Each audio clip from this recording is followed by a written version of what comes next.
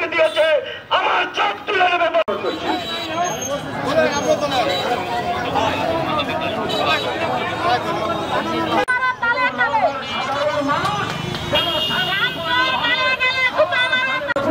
বলতে চাই আজকে আমরা কর্মসূচি সমাপ্ত করব, তার মানে এই না আপনাদের সামনে কি কারণে আজকে সন্ত্রাসী আর এই সন্ত্রাসীদের যারা লালন করবে নিরাপত্তা নেই। আজকে নগর শহরে চাঁদাবাদী সন্ত্রাস এই হোতাদের আজকে বের প্রশাসনকে আমরা বলতে চাই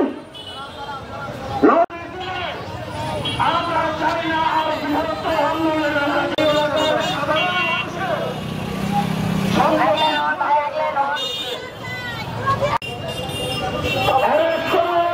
সঠিক তদন্ত করুন। ইলেকট্রনিক্স মিডিয়া প্রিন্ট মিডিয়া তাদেরকে গ্রেফতার করুন।